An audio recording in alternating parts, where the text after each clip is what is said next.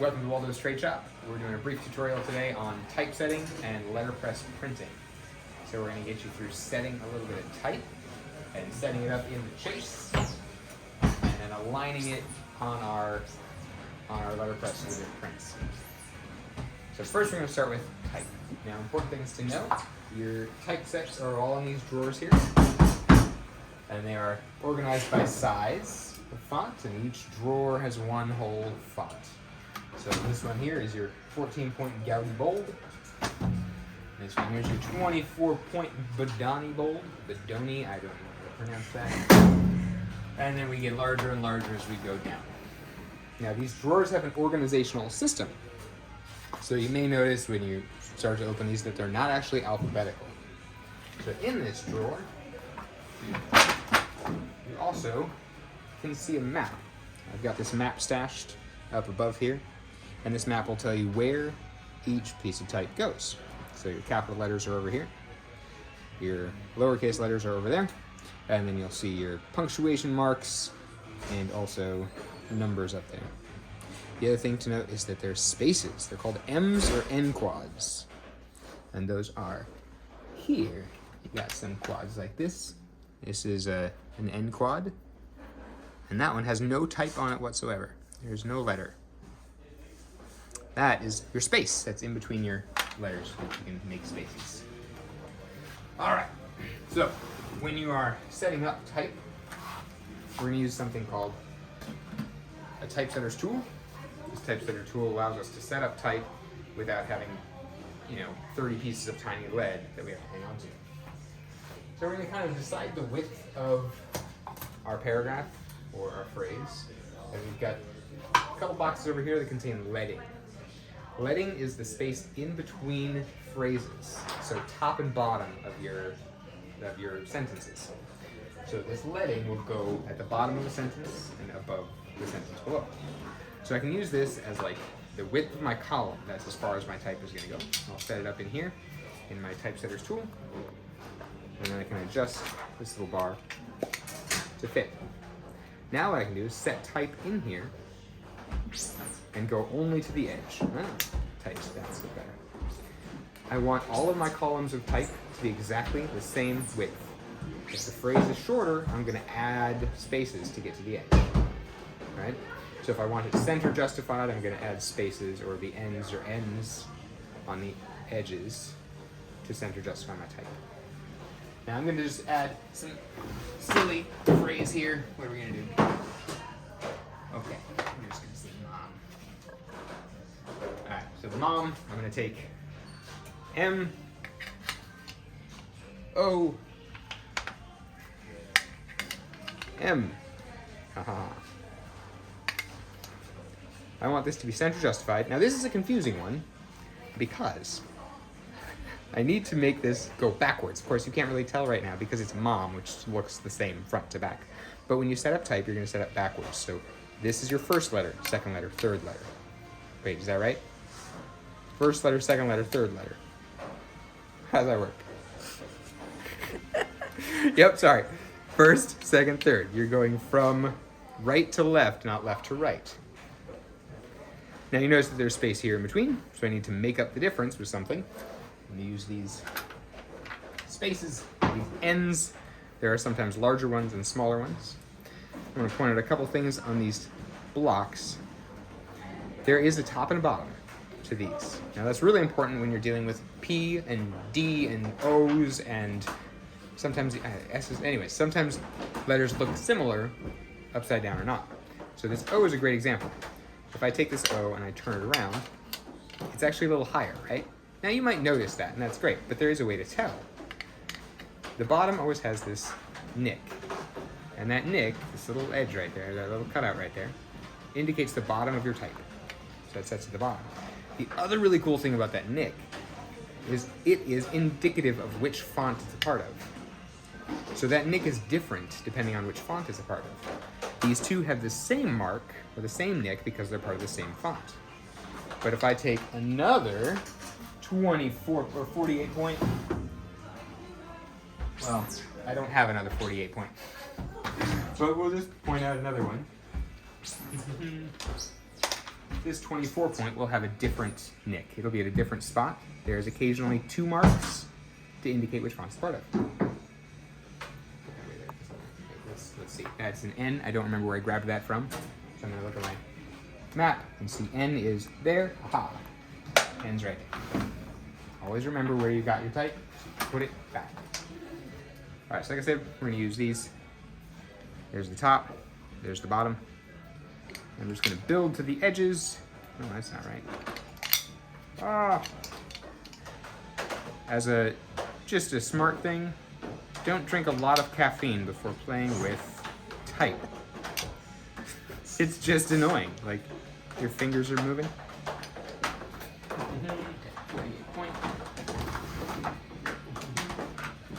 Some more of those. As many of these as you need to get to the edge. There are different sizes. You see I'm not quite there, not quite there. Just gonna add one more over here. Still a little bit off, so you can it fits. And another one fits. All right, so I have equal number. Do I have 1, 2, 3, 4? No, 1, 2, 3, 4, 5. I don't have an equal number, which means I'm not exactly center justified. So I'm gonna split the difference and find a smaller one and see if I can go on either side. These are a little bit skinnier. 1. No, that's not. It's not skinnier.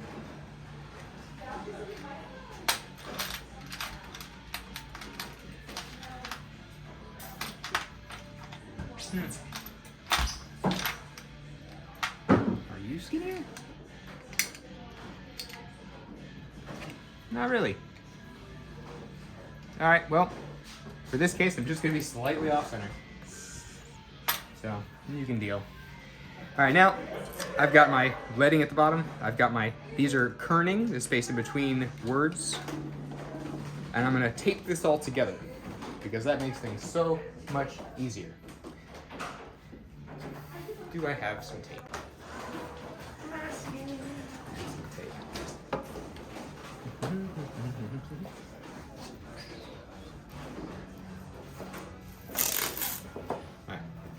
So I'm going to pull out enough tape to get all the way around every side of this.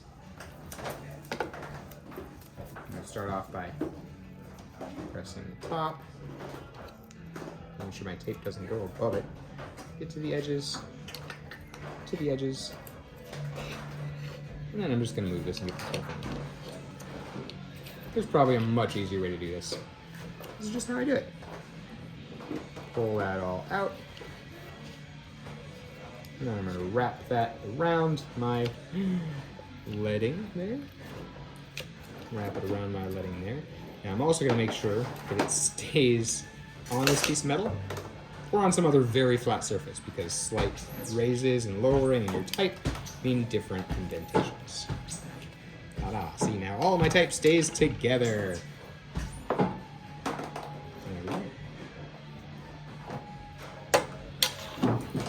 Now we can build several phrases, all being the same width. You want to make sure that's exact. And that's really important because we're going to be applying pressure from the sides and from the top, and we need to apply it evenly on all of our type. So if we have a whole phrase, a whole block of type, we need the edges to be exactly the same. That's why this typesetter tool and the leading are very important. I'll put that away for now. And then we're going to set up several of these phrases into a block of type. Now I've already got some set up, so we're going to sneak over here and find that. This is the coffee bag that we typically print. So you'll notice here we have several words. And if you're paying attention, of course, it looks very, very backwards. You get really used to reading backwards. Make sure that your type is correct. And I've got these all taped together with some leading and some kerning around it to center justify. Now I take all of these phrases and stick them together. And I make sure to leave some space because on this coffee bag I want to be able to write information, right? So there's a space here that is just big M quads. And that means it's going to print nothing there. So we've got our Waldos and Co. We've got our type here, and there's all of them line up perfectly. I've added a chunk up here, and this is interesting. You can use lino cut or wood block in these prints as long as those are the correct height. Correct height is 0.918 inches. It's a typesetter's height. All of this type is 0.918 inches. So whatever you're doing needs to make it to that height. If you work on something that's a little bit shorter than that, no, these taped together, they're not taped together. Huh. If you work on something that's a little bit shorter than that, you can make up some of the difference using, these are stuck with ink and tape. Well, I'm leaving that. Using tape. So I've added some tape at the back of this wood block with some lino cut on top, and that brings it just high enough to be the same height as my type. So that's one way you can actually troubleshoot that, so that you can include both lino cut and type in the same frame. All right, now you notice I've got all of these things stuck together and somewhat in the middle. You may ask, why did I have it this direction versus portrait? I have it landscape instead of portrait, because as the rollers come down over your type, in this way, there will be a little bit of a heavy spot here. But if I have it portrait and all of my type is, if my type is horizontal, then every phrase that I hit, there will be a thick top side to that phrase, just because the rollers kind of dip and come over it. This way it'll be even over the whole thing. All right, so we're landscape, landscape, going that way. And now we have to build from the edge of our chase, that's this thing here, just that frame, up to the type with things called furniture. Furniture is really just wood blocks or leading, and that gets us from the edge of the frame closer to our type. So we'll just build using different chunks of wood. We have to make sure, of course, that chunk of wood is not higher than our type, because then it will catch. I'm using leading to the bottom. That and that. See if that is correct. That seems incorrect. That. To the edge, to the edge. See what that does. Build a little bit. And this takes a little puzzling. You don't necessarily have to build to every bit of it, but you want to make sure to span lots of your type. So if your type paragraph or page is 7 inches wide, you want to make sure that your leading or your furniture is still 7 inches wide. And that allows to apply even pressure along all sides and tops. Okay, but you notice I've got 2 giant gaps here where I didn't make it up to my type. And those giant gaps there are for a reason. I actually need to apply pressure. I can't just add these things. If I pick this up, it will all fall out. So we apply pressure using, these are called coins, Q-U-I-N-S. And coins are just expandable blocks. We expand those blocks using the coin key. Put that in there, and as I turn, you'll notice it gets a little bit wider. Okay, so I'm going to use this to increase tension inside my chase, inside my frame. So if I set that there, it's pressing against lead. It's not. So we're going to remove this real quick. So I'm changing this up. I was just going to set that there, but then I noticed, of course, there's not one piece of lead going across this whole thing. So I'd be applying a pressure to these, but not over here. So we're going to add this giant piece of lead. We're going to make a little bit more space. Apply another one over here.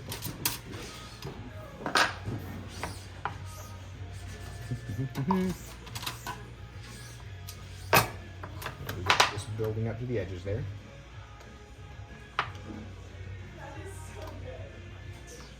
Okay. Now I can set that in. There's a little bit of wiggle room. If you want to add more leading, you can do that. And then we'll do the same over here on the top. So we're applying pressure from one angle and the next angle. Get one more coin. Add that here, and I want to add a piece of leading across the top. Boom. I can add a little bit more because I have a little bit more space to it right there. Because I'm pressing on leading and not wood.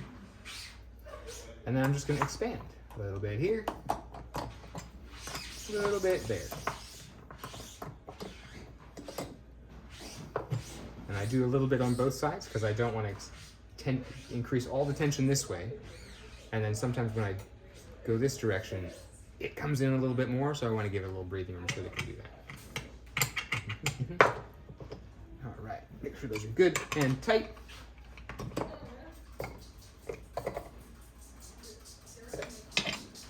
And then the real test comes. The test comes when we lift this up. And if everything stays in, then we've done a good job. If it falls out, we get to do it again.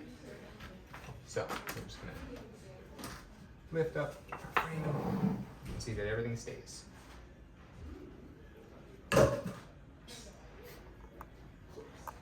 so from here, we have done some typesetting, and we've set up our frame with our type or print in it. We're going to add this to our letterpress. Now our letterpress over here has a couple hooks that actually set right at the bottom here. See that little indentation? There's a hook that sets there and a hook that sets here. And then there's another one at the top that actually raises and lowers. So I'm going to set this in, dropping it on the hooks at the bottom, making sure that my rollers are all the way down and they're out of the way. Set that in. This is quite heavy. And then I'm going to lift up this hook and set that in. And that should stay right there. All my type should stay. Nothing should move. Now we're in. Now the challenge here becomes making sure that that print falls on our page in a way that we want it to. It's called registering. We're now going to set up our letterpress in order to print. So we're going to ink up our plate, we're going to ink up our block, and we're going to register the page that we're printing. Those are all important steps. Right now I've got my platen here, it's clear, there's nothing on there. I've got my typeset already in here, so if you're looking for how to do that, of course, check the previous video. And I've got to throw some ink up on this very clean plate to get some things started. Okay, first, I'm going to put some cardboard and paper down on my platen. So right now this is blank and empty. This often has paper on it already, but I'm just going to show you how to set this up. So blank platen right now, I'm just going to add some cardboard to it to raise up the space where my page is going to be. And that allows for a little bit of an indentation for the type. It'll indent into your print, which looks really cool. And also makes it a little softer landing for our type. Lead type is soft. It can take an impression, so be careful that you don't have any foreign materials or chunks on here, or you can easily cut them if you want to. You should. But with a sharp edge, you can cut that. So be careful with your lead type. Also, of course, wash your hands when you're finished. Don't lick lead type. Be careful with lead. It's, poisonous. All right, so I'm gonna put a little page on here, just for something to draw on, and I'll put on my guards that hold down the page. Stretch that over. Ta-da! Now I have some excess there. I'll cut that excess off, just take the X-Acto knife, go right along the edge, remove that. Remove this. Remembering all the while, X-Acto knives are sharp.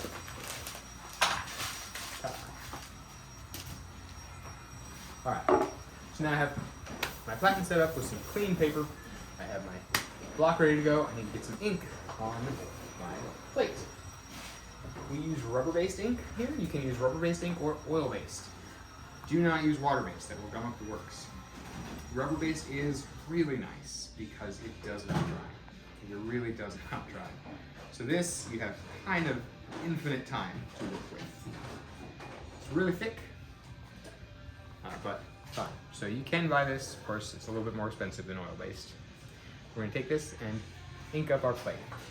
Now this machine is a really cool old machine. It actually inks itself up pretty efficiently, but I'm gonna be even more efficient with it. I'm just gonna put some dots all the way around this thing. And I'm gonna take a roller and roll some of that out. Now this machine will do this, but it's not quite as efficient as just rolling it out yourself.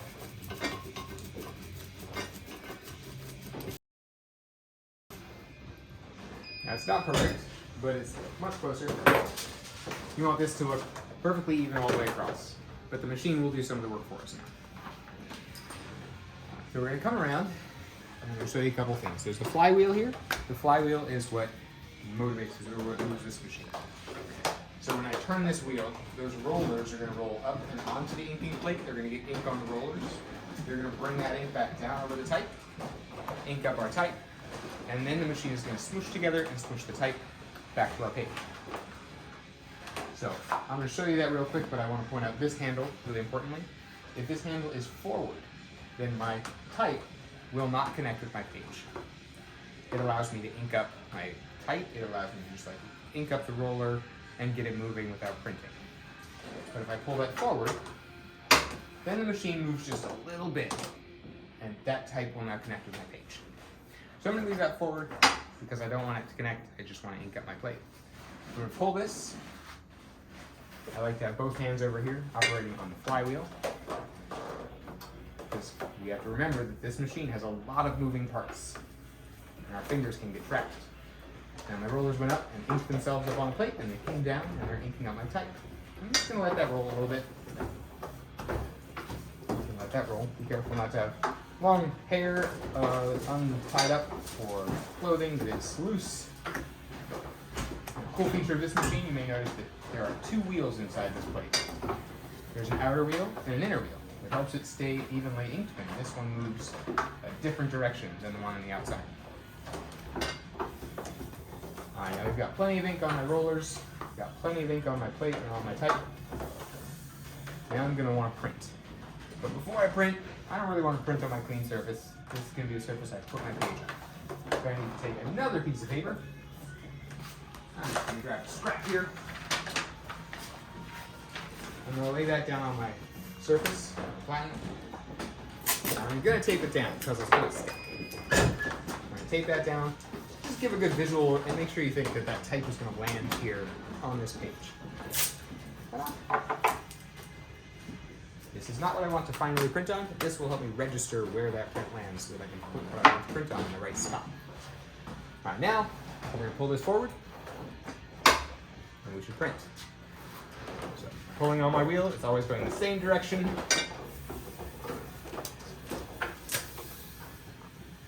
And I see my print. Yeah. There we go. Now we notice I'm missing a little bit down here, which is an indicator of a couple things. I am probably not high enough, so I could add more cardboard to bring it up a little bit more, which is what I'm going to do. So I left some space. I'm going to slide this right underneath. Off from the other side.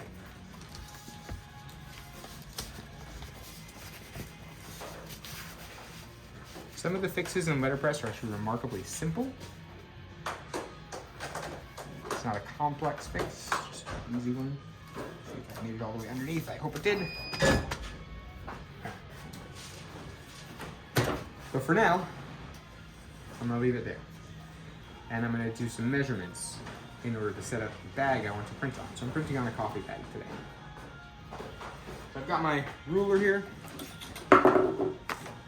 and a pencil. You're gonna need a ruler and a pencil. And we're gonna find some straight lines here, like the bottom of this waldosandco.com, right? Or Waldos and Co. I'm gonna mark up where that straight line is. I'm gonna draw all the way across, making sure that it goes onto my brown page underneath. Ta-da. And I might do that with something else too. So we're gonna, I don't have the full line, but I can see this side. So we'll do it right here too. Just giving myself a couple indicators of where the bottoms of those type are. I'm going to do it vertically too.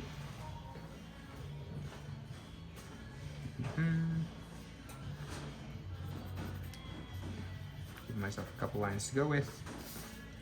And the side of that print is actually a little off center, so we're not going to use that one. That's all right. Okay, so I've got a line out here, 2 lines out there, and 1 down here that indicate where the bottom of this should go, and these should go. Now I can remove this page.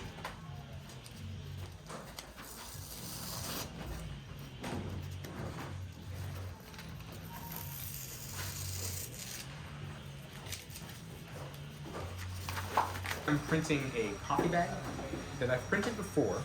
I've just changed out the image. So I have actually a copy bag with a print on it previously. So I can use this copy bag to indicate where my lines need to go. Cover it up. So I drew the edges of these lines. I'm just going to fill them in real quick. I had the lines out here at the edge. I'm just going to draw across, give myself a line all the way across. I don't know where that one was there.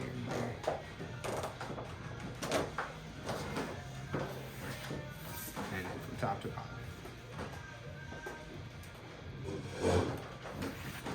I'm going to do the same on the bag where those lines need to go. So one of those lines was across the bottom of Waldo's & Co.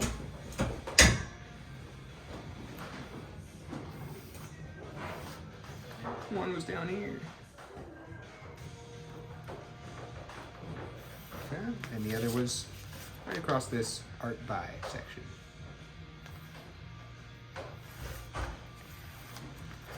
So now what I need to do is line up this line with the vertical line I drew on my page. And then these lines here with the lines there. And that should get me close to center for that print. So tape it down where it needs to be.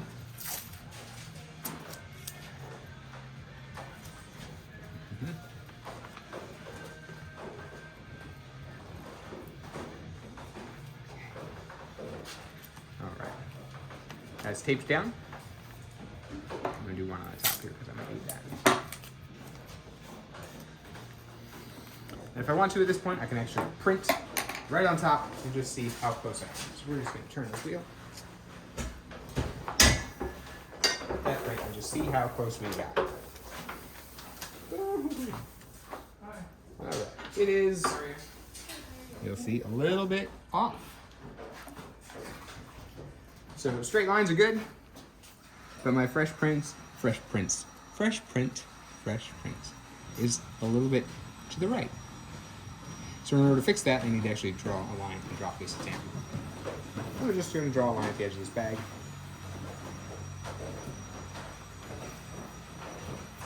These corners. And then note that I need to go just about 1/4 inch. Alright, so I've got those lines. This is all just troubleshooting as we go.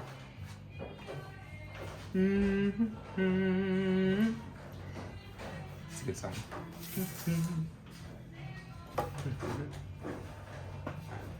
Now we've got these little tools that we've created in this space that are handy for exactly what we're doing. I've marked this line. That's where I want this to be. I'm going to tape it down. I use a lot of tape. So I've got my mark. I want this bag to be right there. Tape that down the top just so it doesn't move. And then you can buy things that do exactly what this does, or you can do what we did and just make one up. So you see it's a little bit thick, it's a piece of cardboard, and these are just the ends of extra X-Acto blades, turned face down so the sharp is in the inside. All this does is it holds our print in place. They're little photo corners, right? So we're gonna take these and some tape, and tape them on the flat where we want them to stay. And then we can insert a new bag without having to readjust all the time. So just take that and press that up against the edge of the bottom and press our tape down.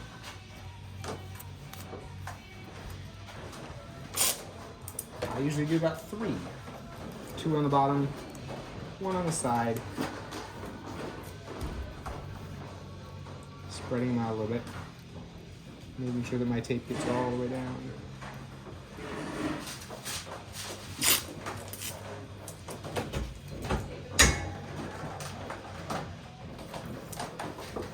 One long one on this edge. Okay. Now, if I take this tape off,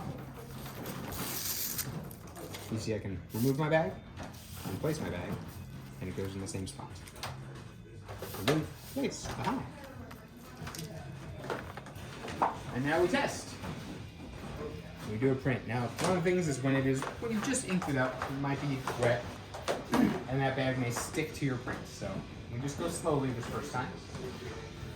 And as it gets moving, as we get far along, you notice I got a lot of this type back, but not all of it. So we still have some space to get a little bit higher. I can always stick more paper underneath just to make sure that it gets all the way. And I don't lose any of that type. But we look pretty centered. So now I can just remove this and place the next bag and print again. And now we're all set.